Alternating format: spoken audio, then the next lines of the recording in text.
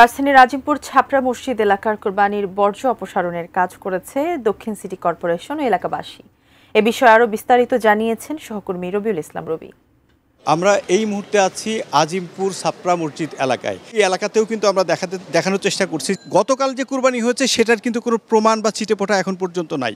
এর কারণ হিসেবে আমরা এলাকায় কথা বলেছি, তারা এলাকার যে সকল মানুষজন রয়েছে, জনপ্রতিনিধি যারা রয়েছেন, তারা বলেছেন যে তাদের স্বতঃস্ফূর্ত অংশগ্রহণ এবং সিটি কর্পোরেশনের সহযোগিতায় আসলে একটা ইতিহাস সৃষ্টি করেছেন এই বর্জ্য নিষ্কাশন ব্যবস্থায়।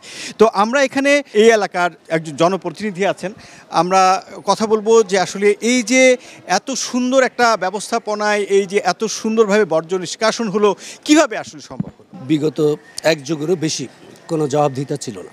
স্বেচ্ছাচারিতা, লুটপাট, রাজত্ব, দখলদারিত্বের কারণেই ঢাকা সহ সারা বাংলাদেশে একটা অরাজকতা ছিল। গত 5ই আগস্টের পরে যারা পালিয়েছে তার পরবর্তী পর্যায় থেকে আমাদের সকল নেতাকর্মীরা, অঙ্গ সংগঠন সহ বিএনপি, যুবদল, ছাত্রদল, স্বেচ্ছাসেবক দল, আমার পাশে একজন রয়েছেন কমিশনার সাহেব, আমাদের চকবাজার থানার সাবেক প্রেসিডেন্ট, তিনি 28 নম্বর ওয়ার্ড সাবেক সফল কমিশনার ছিলেন।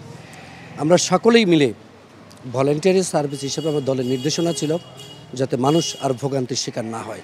সেই আলোকেই আগের থেকেই আপনার যে সিটি কর্পোরেশনের কিছু ব্যাগ দিয়েছিল, আমরা নিজেরও ব্যাগ তৈরি করে জনগণকে সচেতনতার ভিতরে নিয়ে এসেছি। এই পয় পরিষ্কার ঢাকা মহানগরী যাতে পয় পরিষ্কারভাবে থাকে।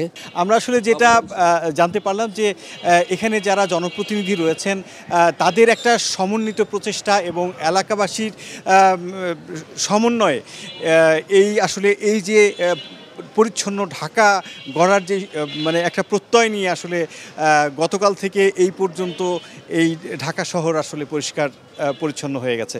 তো এই ছিল আমার কাছে কোরবানির বর্জ্য অপসারণের সর্বশেষ।